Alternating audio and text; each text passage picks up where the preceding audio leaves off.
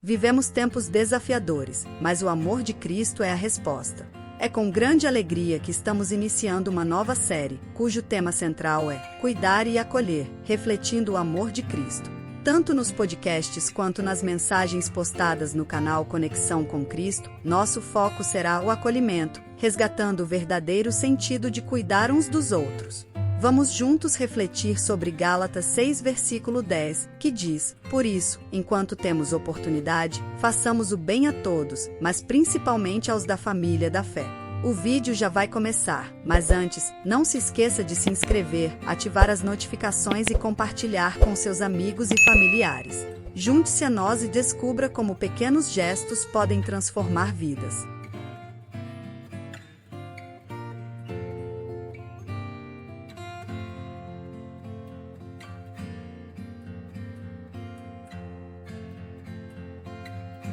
Nós vamos conversar um pouquinho sobre restauração da esperança no enfrentamento da discriminação. Olha só, restaurando a esperança no enfrentamento da discriminação. O capítulo é inteiro, mas nós vamos ler rapidinho para não ficarmos sem a Bíblia. Sabe por que os pregadores leem a Bíblia antes de pregar? É porque a Bíblia sempre é excelente e às vezes o sermão não. Então pelo menos você teve a Bíblia. Amém? Então tá bom. Vamos lá, 1 Samuel na minha tradução. Você tem NVI aí? Obrigado. NVI é a Bíblia das pessoas menos capazes, que é mais simples a leitura. Por isso que vem a abreviação do meu nome ali, Nivaldo. Muito bem. Havia certo homem em Ramataim. Ele era sufita. Isso deve ser em alguma praia de surf, deve ser, sei lá o nome disso. Dos montes de Efraim, chamado Eucana, filho de Jerônimo. Precisa falar tudo da vida dele, RG, CPF, neto de Eliú, bisneto de Tou e filho de Zufe. Ele tinha um sério problema na vida dele, porque tinha duas sogras. Ele tinha duas mulheres. Uma chamava Ana e a outra Penina. Gente, não pode mais ter mais do que uma, tá? Só para deixar claro. Versículo 3. Mudou. Eles mudaram a Constituição, agora é uma só. Muito bem, versículo 3. Todos os anos esse homem subia à cidade de Siló para adorar e sacrificar o Senhor do Exército. Acho que ele era católico. Ia só uma vez por ano na igreja. Lá, Ófine e Finéias, os dois filhos de Eli, eram sacerdotes do Senhor. No dia em que Eucana oferecia sacrifícios, dava porções à sua mulher Penina e a todos os filhos dela. Todos os filhos dela. Mas Ana dava uma porção dupla, porque a amava, apesar de que o Senhor a tinha deixado estéril. Já já nós vamos entender esse apesar. E porque o Senhor tinha deixado estéril, a sua rival a provocava continuamente a fim de irritá-la. Isso acontecia ano após ano. Sempre que Ana subia à casa do Senhor, sua rival a provocava e ela chorava e não comia, que era uma bênção, né? Estava emagrecendo. Versículo 8. Eucana, seu marido, lhe perguntava: Ana, por que você está chorando? Por que não come? Por que está triste? Será que eu... Olha que cabeça de bagre, todo marido é igual, só muda de endereço. Será que eu não sou melhor para você do que 10 filhos? Certa vez, quando terminou de comer e beber em Siló, estando o sacerdote ali sentado numa cadeira junto à entrada do santuário do Senhor, Ana se levantou e com a alma amargurada chorou muito e orou ao Senhor. E fez um voto dizendo ao Senhor dos Exércitos: se tu deres atenção à humilhação de tua serva, te lembrares de mim e não te esqueceres de tua serva, mas lhes deres um filho, então eu o dedicarei ao Senhor por todos os dias da sua vida, e o seu cabelo e a sua barba nunca serão cortados. Enquanto continuava a orar diante do Senhor, Eli observava sua boca. Quando Ana orava silenciosamente, seus lábios mexiam, mas não saía voz. Então Eli pensou que ela estivesse embriagada e lhe disse: até quando você continuará embriagada? Abandone o vinho. Ana respondeu: não se trata disso, meu senhor. Sou uma mulher muito angustiada, não bebi vinho nem bebida fermentada.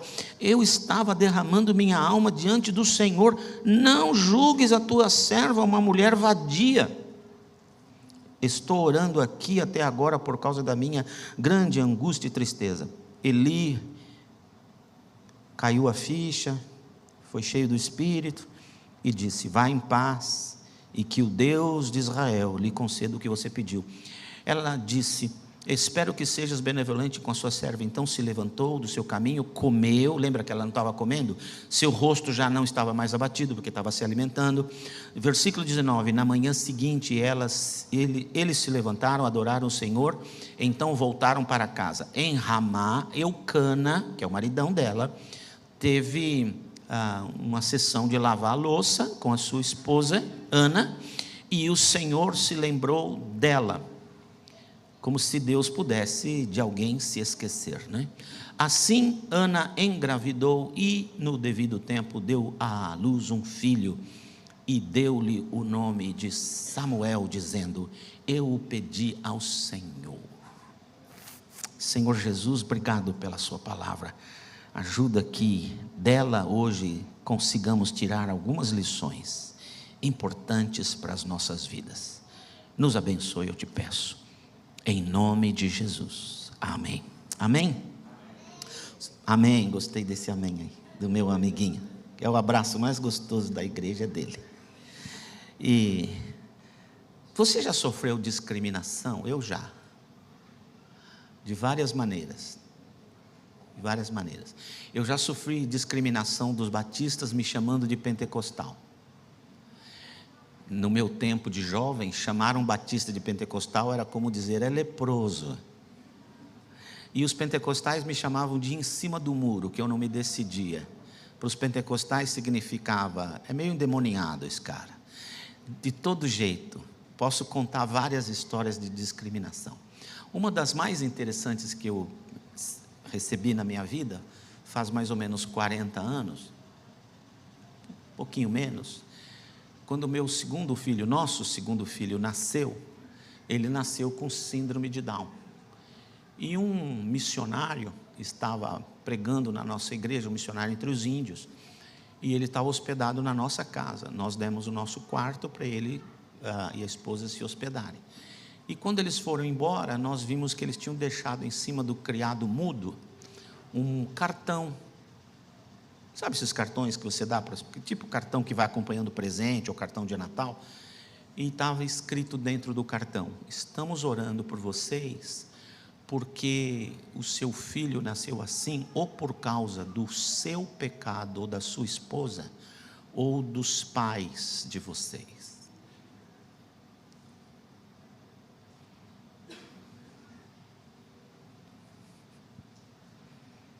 E para mim, para a Lúcia, ele era uma manifestação da bênção de Deus. Mas foi interessante a maneira como eles já me estereotiparam e estereotiparam meu filho. Lembra que o Senhor Jesus Cristo vai dizer: nunca mais se dirá em Israel: os pais comeram frutas amargas e a boca do filho embotou. Porque acreditava-se que Deus visitava o pecado dos pais nos filhos para amaldiçoar os filhos como forma de castigo aos pais. E essa é uma interpretação errônea da Bíblia. O que Deus está dizendo é: o ambiente de uma casa se perpetuará nos filhos até a 5ª geração. Não é Deus castigando os seus filhos. Quando Deus visita seus filhos, Ele visita os seus filhos para tentar livrá-los dos maus hábitos expostos, dado como exemplo dos seus próprios pais. A história que nós estamos vivendo aqui era assim: neste tempo, no tempo dos inícios do povo judeu, havia uma ordem muito clara de Deus a partir de Abraão, que o povo judeu tinha que se multiplicar, e eles obedeceram. Em 400 anos mais ou menos de aprisionamento lá no Egito, eles chegaram em 70 pessoas e se transformaram em mais de 3 milhões de pessoas. Ou seja, eles compareceram para obedecer o mandamento do Senhor, bacana. E nessa hora, o Levítico lá atrás vai dizer, é proibido o homem se relacionar com homem, mulher se relacionar com mulher. Eu não vou entrar no mérito aqui, mas eu quero dizer daquele tempo, essa informação era importante para que não se interrompesse o processo do crescimento numérico do povo de Deus, que tinha que crescer e crescer e crescer e crescer. Qualquer ameaça à produção em massa, qualquer ameaça à produção direta de filhos, era complicado para eles. E logo nasce no meio de Israel que, se Deus dá uma ordem para a mulher gerar filhos e ela não gera filhos, há uma maldição de Deus sobre ela. Sara viveu isso até quase 90 anos, quando Deus fala, você vai engravidar, e ela era estéril. Então agora, se Deus estivesse livrando uma mulher desta maldição de não ter filhos, Ele abriria, como diz a Bíblia, a madre. O Eucana, muitos anos depois de Abraão, é casado com 2 mulheres. E não é bom casar com 2 mulheres, porque cada vez que você acrescenta uma mulher, você acrescenta uma sogra. Então há uma certa inteligência nisso, de você ter uma esposa só. Mais tarde, o Novo Testamento foi controlando essa questão, e a Bíblia vem dizendo que nós devemos ser casados só com uma pessoa. Mas naquele tempo, a coisa ainda estava num processo de evolução e de crescimento e de orientação, e esse menino Eucana, ele tinha 2 esposas. A Penina, que era fértil, era uma coelha, dava filhos o dia inteiro para ele. E a Ana, que estava estéril. Acontece que Ana começa a receber discriminações. Eu vou falar de pelo menos 3 ou 4. Primeira discriminação de Ana, da própria... Como é que chama? A minha mulher é casada comigo e a Penina também é casada comigo. O que elas são? Co-esposas? Não. Sogra as mães delas. Sócia.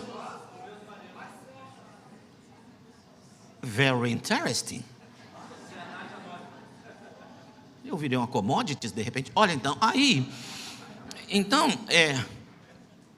a primeira discriminação está dentro da casa, dentro da família aceita daquele tempo, que era a Penina que tirava uma.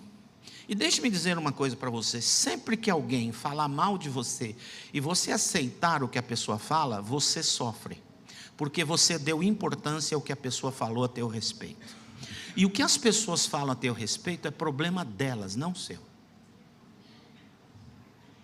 Para de dar importância para o que as pessoas estão falando de você. Você tem que dar importância ao que Deus fala de você. Porque senão você vai ser controlado, controlada, dirigido, dirigida por outras pessoas. E isso é uma forma de idolatria. Porque ela se torna, essa outra pessoa, o seu Deus, porque ela está te controlando. A Aninha estava sendo discriminada pela própria companheira de marido. E ela sofria, a Bíblia diz que ela se amargurava tanto que ela deixava de comer. Segunda discriminação dela é do próprio marido, o Eucana.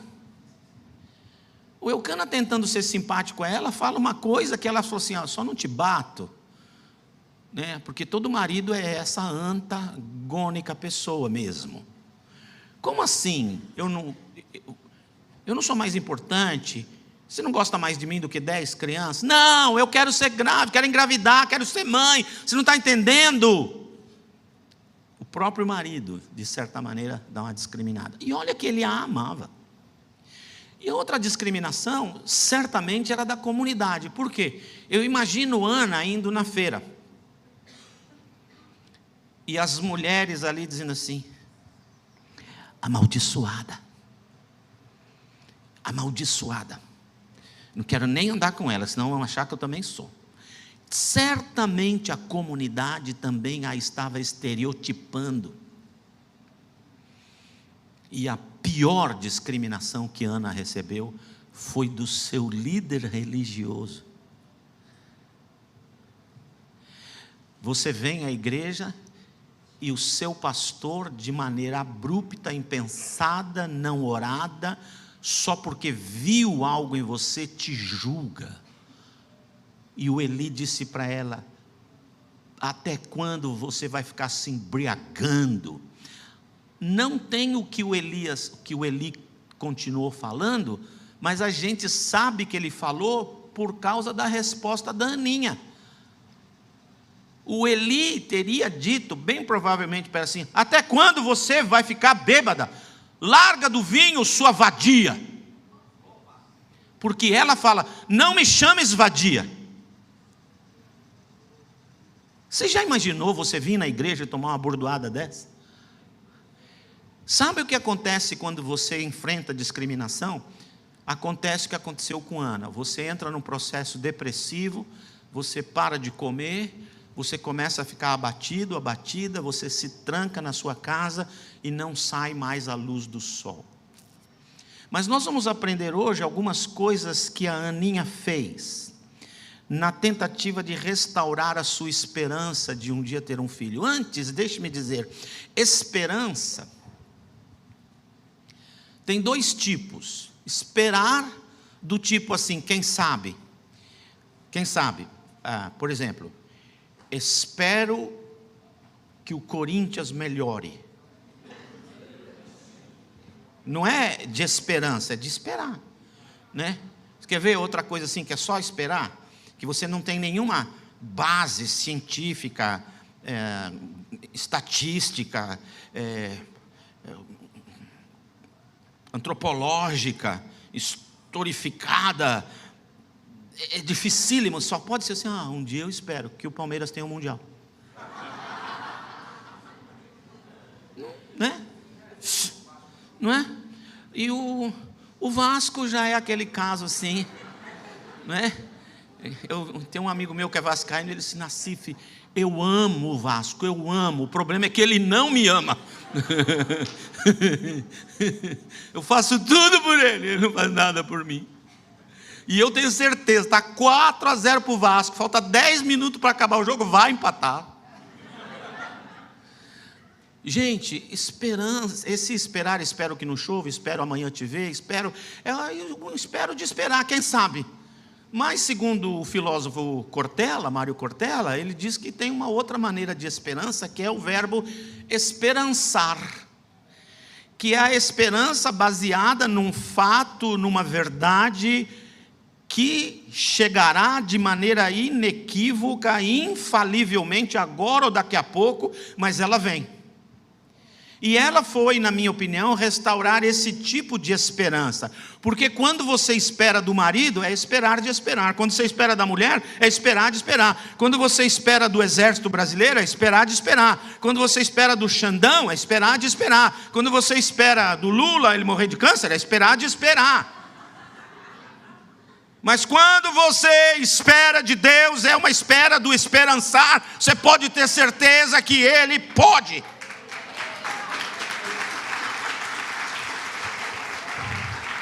Nós acabamos de cantar, Ele pode. Então, quais são os passos que Ana deu para restaurar a esperança? Bota lá. Primeiro, ela levantou-se e saiu de casa. Quer restaurar a sua esperança? Bota a cara na luz. Sai do teu quarto, sai da tua caverna, sai das tuas mesmices, sai de olhar só para você mesmo, para de olhar só para o seu umbigo, para de acreditar que só você que está sofrendo, sai para a rua. Vai viver, levanta, mesmo sem vontade, dá um jeito, se agarra em alguém, mas sai. Ana se levantou. É fácil de falar, mas não é você que está vivendo, eu sei. É difícil para algumas pessoas, mas eu quero te dar uma palavra. Tenta. O primeiro grande passo para as manifestações de Deus é você dar passos na direção daquilo que você deseja. O Albert Einstein, ele disse assim: onde há um desejo, há um caminho. Você fala: eu queria tanto, mas nunca tive. Não, você nunca quis. Eu sempre desejei chegar naquela faculdade, mas nunca quis. Não, você nunca quis. Sempre desejei namorar com aquela garota, mas nunca deu. Não, você nunca quis. Teve um outro cara que quis mais e pegou. Outro dia eu estava no acampamento de jovens em Jaguaquara, na Bahia. Tinha 800 jovens no acampamento. E aí eu falei assim: quem está precisando de namorar tem que fazer como Adão. Adão foi dormir. Quando ele acordou, a Miss Universo estava do lado dele. Também não tinha outra, era mais bonita de qualquer jeito. Mas aí um garoto no outro dia disse: pastor, seguinte, tem uma menina aqui que eu estou assim apaixonado por ela há muito tempo. E todo dia eu fico mandando mensagem, fico falando com ela, mas ela nem tchum para mim. Então eu obedeci o que o senhor falou. Eu fui deitar e falei: Deus, eu vou dormir. E eu dormi. E hoje no café da manhã eu vi ela com outro cara, pastor. Não deu certo não. Falei: nem sempre dá certo. Dorme para tu ver. Muito bem. Sai de casa. Põe o rosto na luz. Deixe-me dizer uma coisa para você que não tem nada a ver com a Bíblia. Sempre que você estiver triste, deprimido, deprimida, por favor, caminhe pelo menos 10 a 15 minutos lá fora, em dias claros. Não precisa olhar para cima para não machucar os olhinhos, mas sem óculos escuros, caminhe lá fora, uns 10 minutos, com a cabeça nessa direção. A luz do sol que entra na sua retina disparará hormônios que lhe tirarão da depressão. O remédio está aí. Só sai para a rua. Primeira coisa. Segundo, Aninha liberou as suas dores. Quando ela foi na igreja, ela jogou as dores para fora. Deixe-me dizer uma coisa para você: toda dor que não sai pelo choro, que não sai pela oração, pelo clamor, pelo grito, que não sai pelo choro de você, pela sua boca e pelos seus olhos, sairá por outros lugares do seu corpo. Uma gastrite, uma úlcera, um problema intestinal, vai mexer com a sua pressão arterial, vai bagunçar com o seu coração, com o seu fígado, com os seus rins, até um câncer. Toda dor guardada no corpo que não sai pelo choro e pela oração, sai por um outro lugar do corpo, pela barriga, pelas costas, pelo pulmão, pelo coração, pela cabeça. Pessoas que guardam dores por muito tempo, são pessoas que eu realizarei o seu culto fúnebre. Não importa a sua idade. Chora todos os seus choros. Chorar faz bem. Chorar faz bem. Eu não estou falando resmungar. Eu não estou falando ficar se queixando, porque ninguém suporta a pessoa auto-vitimizada. Eu estou tão... Ninguém aguenta ficar perto. Pessoa auto-vitimizada, só o Espírito Santo na causa, quando o Espírito Santo estiver cheio do Espírito Santo. Estou falando de chorar, destampa, chora. Chorar faz bem. Chorar faz bem. Eu, quando choro bastante, assim, eu choro, aí meu corpo faz assim, ó, e recupera as forças por mais uns minutos. Aí eu choro de novo e vai recuperando, vai chorando, vai recuperando. Não tem problema chorar. Agora, não igual a nossa irmã tesoureira, né? Porque você olha para ela, ela chora. Ou seja, tem saúde pra caramba. Chore todos os seus choros. Não tampe, não engula, não esconda. Abre. Deixe-me dizer, quando você chora, Sai essa tranqueira de dentro de você e o Espírito de Deus ocupa espaço e opera curas importantes. Chora o teu choro. Terceiro, seja honesta com Deus nas suas orações. Seja honesto com Deus nas suas orações. Pode botar o 3 lá. O que eu quero dizer com isso? A Ana está chorando e está orando com honestidade. A oração que Deus ouve não é a oração da irmãzinha perfeita, não é a oração do irmãozinho perfeito. De vez em quando eu vou orar e faço assim: oh, clone de mim mesmo, vai lá falar com Jesus, porque você original tem muita complicação e ele vai vomitar você da sua boca. Então não vai assim. Manda o clone, vai lá. Aí o clone assim: bom dia, Senhor, como tem passado? Eu estou muito feliz. Queria dizer para o Senhor, obrigado, hein, Deus, obrigado, tá tudo bem. Tem umas coisinhas, né, que eu preciso, mas tu já sabes, aleluia. E o verdadeiro Nassif está aqui. Eu não aguento mais esse sofrimento, estou com raiva daquela pessoa, não aguento mais nem ouvir o nome daquele cidadão. Eu queria que ele morresse, mas eu não posso querer que ele morra, porque eu sou crente. Ainda me falaram que eu sou um tal de negócio de pastor, caramba, acho que não é legal. Mas eu estou com raiva, mas o Nassif clone está aqui, aleluia, Senhor. Sabe o que o Espírito Santo fala para mim? Ele fala para o clone assim: quem é você? Cópia aperfeiçoada do original. Quem é você? Inteligência artificial do cara ali de carne e osso. Eu não morri na cruz por você. Você é perfeito. Eu não morri na cruz por um cara perfeito como você. Sai fora, eu quero falar com aquele lá. Por aquele eu morri na cruz. Aquele eu amo, aquele eu sei quem é.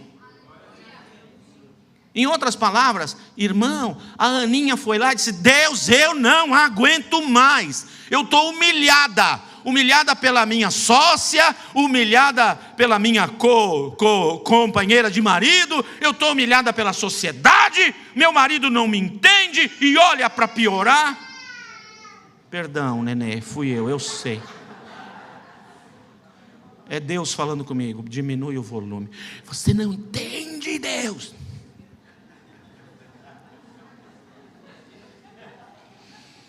Não, vocês não sabem como é duro ser pastor. Toda criança malvada, o pai fala assim: vou contar para o pastor. Aí ela me vê e já fica. E aí eu grito aqui: está vendo, o pai tinha razão, é esse monstro mesmo, nunca mais venho nessa igreja. Então, pai, quebra o galho lá, fala que foi só sem querer. Outro dia eu cheguei numa igreja para pregar, esses dias aqui agora, quando eu estava em Santa Catarina, passei na casa de um irmão lá, e os 2 meninos vieram correndo assim, pararam olhando para mim, ficaram paralisados. Eu falei: oi, eu sou o Papai Noel, eu não vim de vermelho porque não é dezembro. Me agarraram, subiram no meu colo. Agora o pai está toda hora me mandando: Nassif, eu não sei o que eu faço, eles acreditam que você é o Papai Noel. Coisa de pastor. Então, é aquele lá. A Aninha foi e disse: Deus, eu não aguento mais. Seja honesto com Deus. Sabe por quê? Você não consegue enganar o Senhor. Não vem com essa oração de crente perfeito. Está com nada. Não vai fazer bem para você. Quando você vai com o clone orar, o clone se levanta pensando: nossa, como eu sou hipócrita e não vou ganhar a minha bênção. Acho que Deus percebeu que era só uma versão melhorada de mim mesmo. É isso que vai acontecer. Você precisa ser honesto, não porque Deus não sabe quem é você. Você precisa ser honesto com seus sentimentos. Não tenha medo de botar para fora as palavras. Outro dia eu estava perto de um irmão e ele me perguntou: você tem alguma dor? Eu falei: uff. Ele falou: mas você não é um pastor? E aí ele falou: qual a sua principal dor? Tem uns caras que fizeram uns trecos tão ruim para mim, que dói tanto. Mas pastor, o senhor não perdoou? Eu falei: está tudo perdoado. E não sarou a dor? Eu falei: não. Ele falou, então é porque você não perdoou. Eu falei, cara, eu perdoei. Eu já falei 10 vezes, Deus, eu perdoo aquele Zé Mané, quero que ele seja muito abençoado, que ele seja bem sucedido em tudo, que ele seja maravilhoso e tudo. Não, eu não quero que o senhor machuque o cara, deixa ele aí, fica aí. Não, Deus, eu falei, não, isso na minha cabeça, tira. Eu já falei, perdoa. O cara falou, então, pastor, você tem que ir até lá e dizer para ele, eu o perdoo. Cara, eu fui no escritório dele e falei, está perdoado. Mas ele não suportava a ideia de que quando eu orava eu falava, Deus ainda dói tanto. Mas é aí o processo da cura. É na sua franqueza diante de Deus que Deus te visita. Amém ou não amém? Quarto, ela foi honesta, né? Com Deus e com ela mesma. No meio dessa confusão da honestidade dela, o Eli vem, fala uma bobagem. Irmãos, pastor fala bobagem, cai do púlpito, pastor erra. Tem dia que o pastor não está cheio do Espírito Santo. É uma vergonha falar isso de um pastor. Por isso eu estou falando do Nassif, não de ninguém mais. Por isso que Deus não me deixa ser o pastor, sempre ser o seu co-pastor. E graças a Deus que eu não sou depois do co-pastor, porque ficaria muito nítido quem eu sou.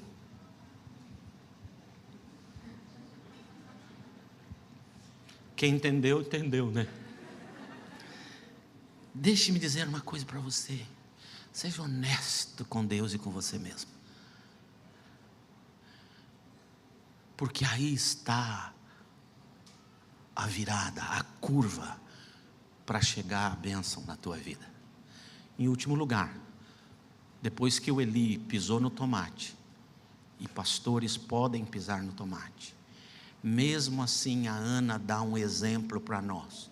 Nem a minha comunidade importa hoje, nem a minha família importa hoje, nem o meu marido importa hoje, nem o pastor da minha igreja importa hoje, porque eu não fui pedir ajuda na comunidade, eu não fui pedir ajuda na minha família, na minha sócia, eu não vim pedir ajuda ao meu marido, eu não vim pedir ajuda ao meu pastor, eu vim me ajoelhar diante do Deus Altíssimo, e Ele importa.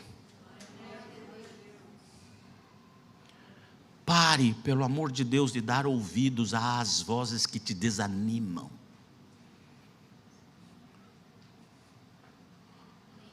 Tinha um concurso na selva, tinha que subir no pau de sebo, e lá em cima tem um presente. Todos os animais tentaram. Chegou a vez de um macaco. O macaco ia, escorregava, descia, ia, escorregava, descia. Tentou umas 10 vezes. Aí a galera toda, os animais todos começaram, desiste.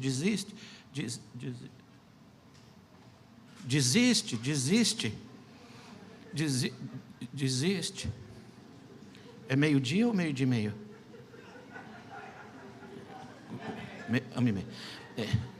Desiste. E o macaquinho não desistia. Até que ele chegou lá em cima. Aí a hipopótama, a repórter da selva, foi entrevistar o macaquinho e falou assim, por que você não desistiu depois de tantas tentativas? Todo mundo falava para você desistir, a galera, a torcida toda contra você, e você não desistia. Você foi e tentou, todo mundo falava, não, mas você foi, e ele ficava assim. E ela perguntou tudo de novo, e ele. Aí chegou um macaquinho, amigo dele, bateu no ombro da repórter e disse assim, dona, ele é surdo.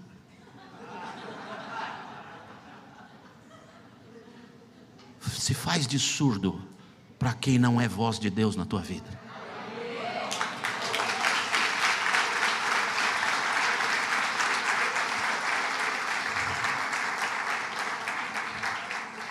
Finalmente a Ana fez um voto. O voto de devolver. Sabe por quê? Tudo que Deus te deu, Ele não te deu, Ele só te emprestou. Nenhum amém? Inclusive os filhos. Pais, parem de criar filhos para serem eternos filhos de vocês. Eles têm que ser pessoas que você cria para crescerem, serem adultos responsáveis, produtivos, capazes de resolver a própria vida e dispensar vocês dois. Ai, eles não vão mais amar a gente. Eu não falei isso, falei dispensar. Eu não sou perfeito, eu já te falei, o meu é aquele ajoelhado ali. Mas esses dias minha filha me levou para jantar.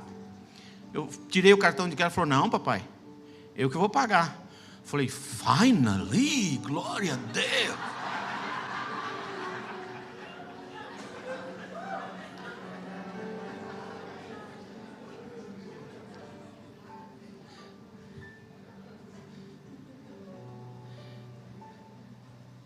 É um privilégio ajudar os filhos, coisa a gente pode, mas eles não podem crescer sendo dependentes da gente. Eles não podem fazer planos em cima da nossa grana, em cima da nossa casa, em cima do nosso carro, não depois que eles ficarem adultos. Pais, se você gasta todo o seu dinheiro para o seu filho ir bem sucedido na universidade, você está errado. Porque depois que o seu filho sair da universidade, provavelmente ele não vai ter um emprego. O primeiro emprego dele deve ser de 40 conto por ano. Não vai nem pagar a vida dele, e você não vai ter dinheiro nem para o seu seguro médico, nem para viver. Primeiro cuida de você, para quando você for velho, você não depender do seu filho, e você ter o privilégio de vez em quando dar uma mesadinha extra. Mas filhos são de Deus.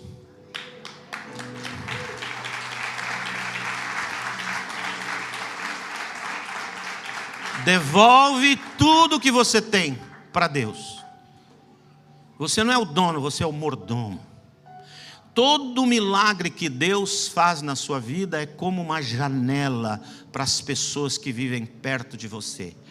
Essa janela se abre para o céu ser percebido.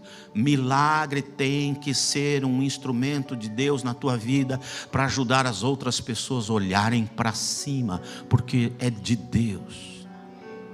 Amém ou não amém? Devolve para o Senhor.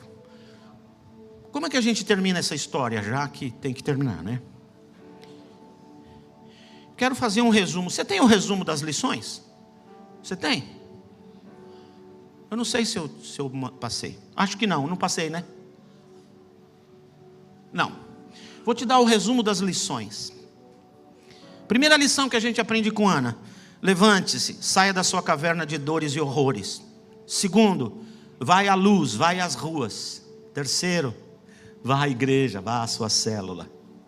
Quarto, ajoelhe-se e chore tudo o que você puder. 5, seja absolutamente honesto com seus sentimentos diante do Senhor. Não tema dizer a Jesus que você está como está. 6, não se importe com julgamentos imediatistas, super rápidos, superficiais, dos ímpios ou dos religiosos. É problema deles o que eles pensam ou falam de você. 7, depois levante-se e vá fazer o que lhe compete fazer. Por que eu cheguei aqui? Porque quando Eli fala com ela, olha a mudança de Ana. Ela se levantou, ainda lá nos arraiais do templo, e comeu do arraiá. A Bíblia diz que ela comeu, e a face dela já era rosada. Deixe-me dizer uma coisa para você, meninos e meninas, de qualquer idade. Quando você perde a fome por causa de alguém, você vai ficando cada dia mais feio, mais feia, e afasta a pessoa. Quando você fica viçoso, rosado, bonito, de preferência limpinho e cheiroso, você tem uma chance maior. Ana, depois que ela recebeu a palavra, o que a Ana entendeu? Bem,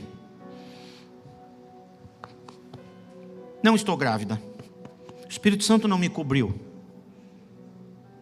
Aliás, esse negócio só vai acontecer lá na frente, depois que o Isaías profetizar. Mas o meu sacerdote, apesar de ter pisado, eu gosto dele não porque ele pisa, eu gosto dele porque ele acerta. De vez em quando o meu sacerdote erra, mas ele acerta tanto. Eu vou me divorciar do meu líder espiritual por causa de um erro, ou vou me apaixonar por ele por causa de tantos acertos dele no Senhor na minha vida? Essa eu falei por mim. A Ana pensa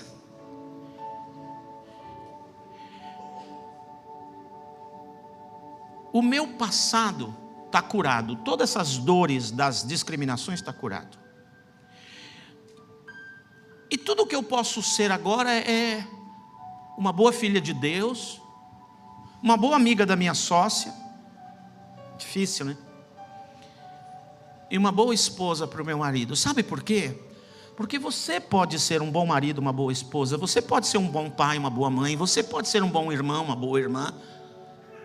Você pode ser um bom trabalhador, uma boa trabalhadora, um bom empresário, uma boa empresária. Você pode ser um bom piloto, uma boa piloto. Mas você sempre será um péssimo Deus.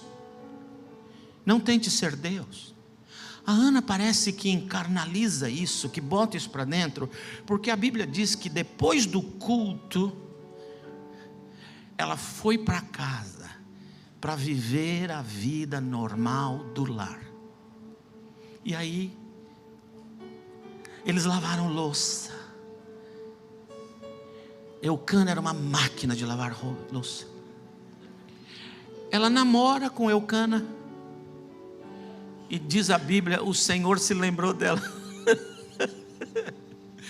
Até que enfim, hein? Como se ele tivesse se esquecido.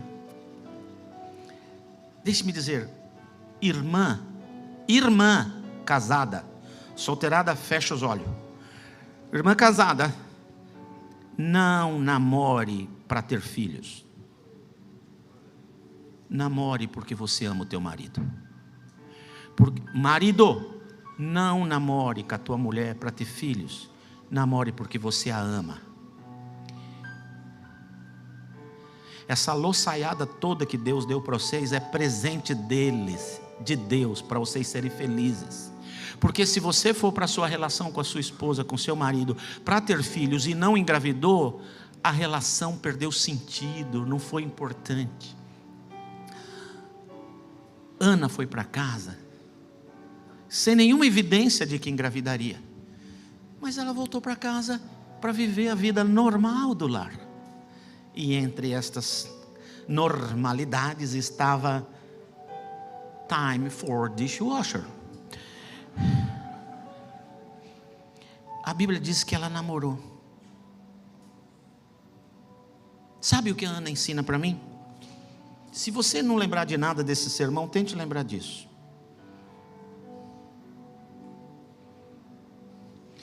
O meu passado já foi curado por Deus.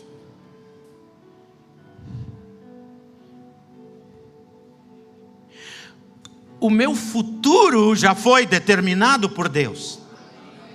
Por isso, eu posso viver no presente com alegria, tranquilidade, felicidade, exatamente aqui no meu presente. Casados, tenham uma excelente tarde. Pode deixar os filhos tudo lá em casa se quiser. Só à tarde. Vão para casa com a vossa esperança restaurada. Não se importe com o que falam ou deixaram de falar. Não dê valor, autoridade, grandeza, validade, validação a nada do que as pessoas fazem porque te desanimam. Só ouve o Senhor e apesar de todos os obstáculos, sai à luz, vá à igreja e viva a sua vida com a maior normalidade. O meu Deus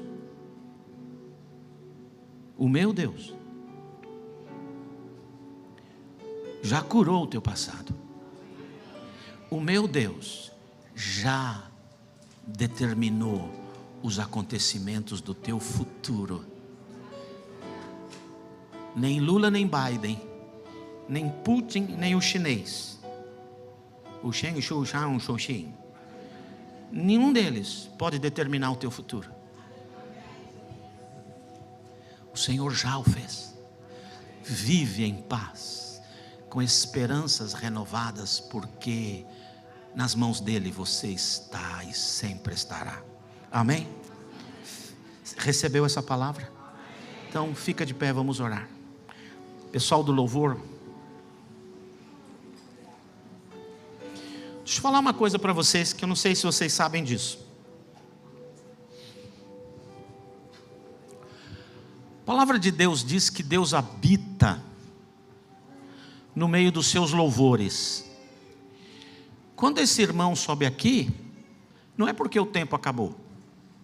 Bem, às vezes eu passei do tempo.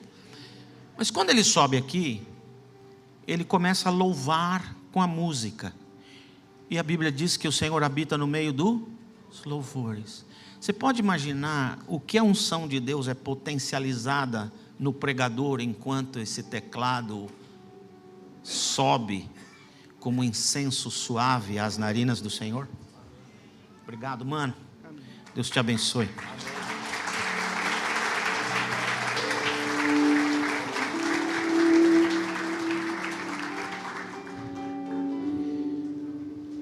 Se você tem uma necessidade e que você só orou assim: ó Deus amado, amantíssimo, Criador dos céus e da terra, eu te glorifico porque eres maior do que todo o universo. Obrigado, Deus de Abraão, Isaque, Jacó, José, Moisés, Davi, Samuel. E você não fala?